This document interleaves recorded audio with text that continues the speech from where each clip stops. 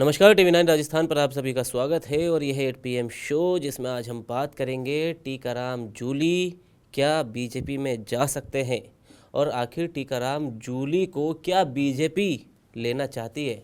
और इससे जुड़ी तमाम बातें आज के 8 PM शो में चर्चा करेंगे अमरीश श्रीवास्तव जी के साथ। लेकिन सबसे पहले एक लगभग 1.5 से 2 मिनट के बीच का एक वीडियो है जो कि एक कार्यक्रम का है जिसमें महामहिम राज्यपाल बोल रहे हैं। तो ज़रा पहले वो वीडियो सुनिए, उसके बाद इस चर्चा को आगे बढ़ाएंगे। स्वातंत्र उसके पहले वोटिंग था, मुझे बैलेट पेपर था, लेकिन बाद में नहीं किया, 52 में नहीं किया। और 52 में राजस्थान के पहले मुख्यमंत्री कौन थे?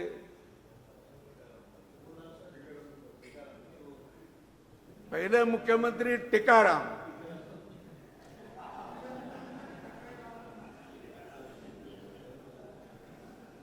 मुझे लगता था कि भाई टीकाराम नाम सुनने के बाद ये तो नहीं, लेकिन इसका उम्र तो कम है। आप भी बोलो युवा है। हाँ,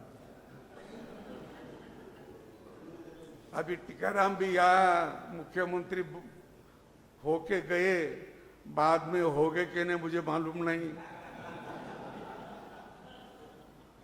और होने वाले थे तो उसके आगे तो बोर्ड नंबर है, उनका नंबर कब आएगा? होने वाले होते भी लगता नहीं।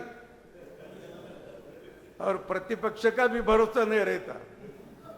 हमारे महाराष्ट्र में मैं जब अध्यक्ष था, महाराष्ट्र में 2 प्रतिपक्ष के नेता इस्तीफा दे के मंत्री बन गए, सत्ताधारी पक्ष में जाकर। 2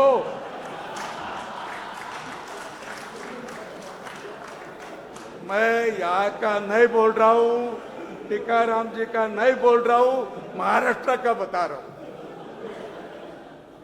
तो प्रदेश के महामहिम राज्यपाल पहुंचे थे क्योंकि अमृत महोत्सव था राजस्थान विधानसभा का। उसका लोगो भी चेंज किया गया, न्यू लोगो लॉन्च हुआ। तो उसमें सबने मतलब बारी बारी अपना अपना बयान दिया। टीकाराम जूली का भी बयान सामने आया। मंत्री संसदीय मंत्री है, कैबिनेट मंत्री जोगाराम पटेल, उनका भी बयान सामने आया। वह अध्यक्ष है विधानसभा के वासुदेव देवनानी, उनका भी बयान सामने आया। और आखिर में महामहिम राज्यपाल का भी बयान सामने आया। अब उसमें उन्होंने मजाकिया लहजे में, जैसे देखिए जब नेता होते हैं, अब महामहिम वो बन चुके हैं लेकिन इससे पहले वो भी नेता रह चुके हैं महाराष्ट्र के, तो वो वहाँ का जिक्र कर रहे थे। तो वो उन्होंने कहा अपने बयान में, जिस तरह आपने सुना, कि भाई हमारे यहाँ तो जो नेता प्रतिपक्ष थे उन्होंने इस्तीफा दिया और वो बन गए मंत्री। अब ये टीकाराम जूली की तो उम्र कम है, युवा भी कह सकते हैं, और इनके आगे तो अभी बहुत लंबी लाइन बाकी है, इनका नंबर आना अभी मुश्किल है। तो मतलब अब इस बयान को लेकर टीकाराम जूली से इस तरह जोड़ा जा रहा है कि क्या, जिस तरह अगर राजस्थान कांग्रेस की बात करें, वैसे तो राजस्थान में कई बड़े नेता हैं, लेकिन फिलहाल अगर जिनकी सबसे ज़्यादा चर्चा होती है या फिर जो सबसे ज़्यादा चर्चा में बने रहते हैं वो है, देखिए, अशोक गहलोत, पूर्व मुख्यमंत्री रह चुके हैं 3 बार के। सचिन पायलट, जो कि अब कांग्रेस के महासचिव है, न सिर्फ प्रदेश में बल्कि देश भर में उनकी चर्चा रहती है। एक बड़ा कद उनको मिल चुका है और उनकी जितनी चर्चाएं हैं पहले थी उससे बहुत ज़्यादा चर्चाएं होने लगी, और इनकी जो गुटबाजी है वो भी अक्सर चर्चाओं में बनी रहती है। अब आ जाते हैं प्रदेश अध्यक्ष गोविंद डोटासरा पर। देखिए, अब गोविंद डोटासरा वो नेता है जो अक्सर बीजेपी पर आक्रामक नजर आते और उन पर भी बीजेपी आक्रामक नजर आती है। चौथे नेता है टीकाराम जूली, जो बीजेपी को आए दिन घेरते आते हैं। हर मुद्दे पर वो बीजेपी पर वार करते और उन पर बीजेपी पलटवार तो करती है, लेकिन कहीं ना कहीं उस सख्त लहजे में नहीं जो गोविंद डोटासरा के लिए या अशोक गहलोत के लिए देखा जाता है। तो ये 4 नेताओं में से बीजेपी 2 पर तो आक्रामक रहती है, अशोक गहलोत और गोविंद डोटासरा, लेकिन जो सचिन पायलट और टीकाराम जूली है उन पर कहीं ना कहीं सॉफ्ट कॉर्नर रहता है। सचिन पायलट के लिए हम आपको लगातार बता चुके हैं कि कितना सॉफ्ट कॉर्नर है। बीजेपी के नेता खुलकर बोलने से सचिन पायलट पर कतराते हैं, बचते हैं, लेकिन अब टीकाराम जूली भी उसी कतार में शामिल नजर आ रहे हैं। क्या ये कोई रणनीति है बीजेपी की कि इनके बीच की जो खाई है उसे और ज़्यादा गहरा करने की, इनकी तकरार को बढ़ाने की, और उसका फ़ायदा 2028 के विधानसभा चुनाव की, या फिर क्या कांग्रेस में ही ऐसी कुछ गुटबाजी चल रही है जिसे बीजेपी भुनाना चाहती हो और उसका सियासी फ़ायदा वो लेना चाहती है, चाहे टीकाराम जूली या कांग्रेस का कोई नेता आए या ना आए नहीं, लेकिन उसको बीजेपी को फ़ायदा मिल जाए। इसी पर आज का 8 PM शो में चर्चा करेंगे। अमरीश श्रीवास्तव जी, आपको क्या लगता है, क्या जूली और पायलट के लिए जिस तरह सॉफ्ट कॉर्नर नज़र आ रहा है, क्या टीकाराम जूली जा भी सकते हैं, या बीजेपी को इस तरह की चर्चाओं से माहौल बनाने से कोई फ़ायदा भी नज़र आ सकता है आगे के जो चाहे विधानसभा के चुनावों ने या उससे पहले जो सियासत होती हुई नज़र आ रही है? देखिए, अब इसमें 28 के चुनाव तो खैर अब ज़्यादा समय नहीं बचा है, आधा समय बीतल गया, आधा ही समय बचा है। और जिस तरीके से और बीजेपी फंसी हुई है, तो मुझे लगता है कि शायद ये जो हमारे राज्यपाल जी ने एक बात कही, उसके बाद देखिए ना कैसा खुशनुमा माहौल हो गया वहाँ का। लेकिन टीकाराम जूली जी ने साफ हाथ हिला दिया, नहीं भाई, बिल्कुल, उन्होंने तुरंत हाथ हिला दिया। और उनके बगल में जो विधानसभा अध्यक्ष बैठे थे वो भी खूब तो हंसे। वो भी हंसे भी, और उन्होंने उनका हाथ भी पकड़ा। तो मतलब ये एक कहा जाए तो बहुत ज़्यादा सियासी दांव पेंच वाला बयान नहीं था, ये एक हल्का फुल्का और नॉर्मली कि भाई ठीक है, राज्यपाल ने कई बार होता है कि हम लोग बातचीत में कई ऐसे हल्के फुल्के छोड़ देते हैं कि थोड़ा माहौल जो है खुशनुमा हो जाए, वैसा बयान था। लेकिन हाँ, अब वही है, लोग तो बैठे ही हैं तिल का ताड़ बनाने वाले, जैसे कहा जाता है।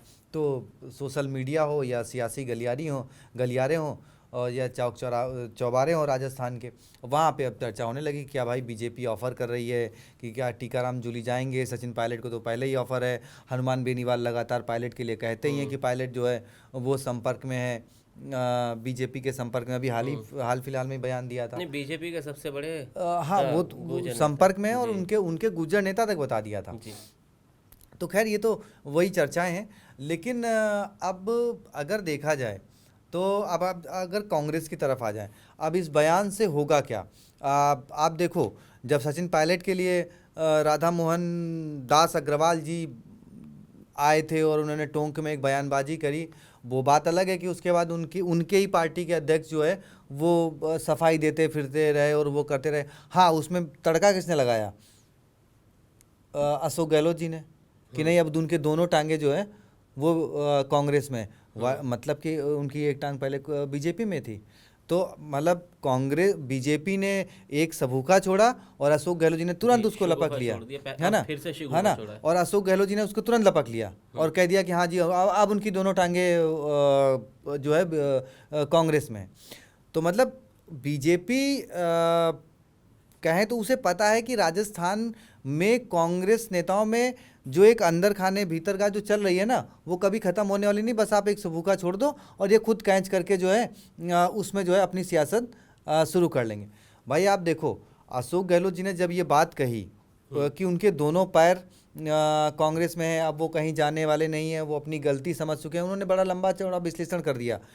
मतलब आप ये कह रहे हो कि सचिन पायलट बीजेपी के साथ गए थे और वो गलती उनका एक बार बीजेपी में था, वो अब जान चुके हैं कि उन्होंने गलती करी है। आपने साफ साफ ना कहकर कम शब्दों में पूरी तरीके से पायलट पे अटैक किया, ठीक है, तो आपने वो दरार डाल दी। अब टीकाराम जूली जा रहे हैं नहीं जा रहे हैं, उनकी चर्चा हो रही कि नहीं हो रही, बस एक बयान वायरल हुआ, ठीक है, राज्यपाल जी का। अब राज्यपाल जी तो भाई अब वो तो किसी पार्टी का पार्ट है नहीं, वो राज्यपाल हैं, क्योंकि जब आप कोई संवैधानिक पद है तो उनका ये इस बयान को तो आप तोड़ मरोड़ सकते ही नहीं हो, उसको तो आप एज ए ये लोग कि हाँ भाई उन्होंने हंसी मजाक में कही। लेकिन फिर भी अब सियासी गलियारों में कोई भरोसा नहीं कि इस पर कांग्रेस के ही किसी बड़े नेताओं में से, मैं बड़े नेताओं की बात कर रहा हूँ, कि आ जाए कि अरे हाँ सचिन पायलट की तरह हो सकता है वो भी वो कर रहे हो। तो ये कांग्रेस की अपनी जो कलह है ना, वो उसमें कितना वो करेंगे, जो बात बार बार आती ना कि हम में एकता है, हम एक साथ मिलके 28 का चुनाव लड़ेंगे, तो मेरे ख्याल से बीजेपी ना उसको चेक कर रही है कि ये कितना एक साथ हैं और कितना वो है नहीं। अदरवाइज़ विधानसभा के अंदर कोई कार्यक्रम था, राज्यपाल ने कोई बात कही थी, आई गई बात ख़त्म हो जाती। लेकिन आप देखो ना, सोशल मीडिया पूरा इसी बात से पट गया है कि वो इसलिए नहीं हुआ कि वो, क्योंकि जैसा कि मैंने पहले कहा, राज्यपाल एक संवैधानिक पद है, उनका कहा गया वक्तव्य पार्टी के लिहाज से माने रखता। उन्होंने सिर्फ एक कहानी सुनाई, महाराष्ट्र की उन्होंने बतौर नेता जब होते तब उन्होंने एक कहानी सुनाई कि ऐसा ऐसा हुआ, और उन्होंने ये भी साथ में क्लियर किया कि मैं यहाँ के लिए नहीं कह रहा हूँ, जी है ना। और बाद में उन्होंने तारीफ ये करी कि भाई मुख्यमंत्री के लिहाज से ये भी हो सकता है, लेकिन अभी उम्र में बहुत छोटे हैं, ठीक है। और क्योंकि उम्र में इसलिए छोटे हैं क्योंकि उससे पहले वो देख चुके हैं राजस्थान में कैसे रस्साकसी कांग्रेस में हुई कि भाई युवा हैं। सचिन पायलट को तो 2018 में इसलिए सीएम नहीं बनने दिया गया था ना कि युवा हैं। मतलब 47 साल की उम्र में, 48 साल की उम्र में अशोक गहलोत जी 98 में मुख्यमंत्री बनते हैं, ठीक है। तब परसराम मदेरणा जो कि उस वक्त के वरिष्ठ नेता थे, उनको साइडलाइन कर दिया जाता है। और जब 2018 में 47 साल की उम्र में सचिन पायलट के सीएम बनने की बारी आती है तो ये कहा जाता है कि वो युवा हैं। अब भाई, अब आप 2 बार सीएम रह चुके थे ना, अब नए को मौका देते। आप जो है सजेस्ट करते कि हाँ भाई ठीक है, मैं 2 बार चला चुका हूँ, मुझसे आइडियाज़ लीजिए और आप काम करिए। लेकिन नहीं, वो आपने खुद ही कहा कि हम भाई कुर्सी मेरे से चिपक जाती है मुख्यमंत्री वाली। तो बस ये कांग्रेस का टेस्ट है। और बाकी वायरल बयान में जैसा मैंने पहले कहा कि वो सिर्फ राज्यपाल का एक सा वक्तव्य था, वो कोई पार्टी से संबंध रखते नहीं है। तो उन्होंने सिर्फ एक कहानी बताई, और कहानी के मायने जो है सियासी गलियारों में कैसे निकाले जाते हैं वो आप लोगों को पता ही है। तो वो निकाल के सोशल मीडिया पे वायरल होने लगे। अब यहाँ पे परीक्षा जो है ना वो कांग्रेस की है। बिल्कुल। तो देखिए, लगातार जो जैसे मैंने शुरुआत में भी अभी आपको बताया कि सचिन पायलट और अशोक गहलोत की गुटबाजी हो, और कई बार बीच में ये भी चर्चा आई है कि बीजेपी राजस्थान की कांग्रेस में सिर्फ 2 गुट नहीं है, गहलोत पायलट गुट नहीं है, बल्कि 3 भी नहीं बल्कि 4 गुट है।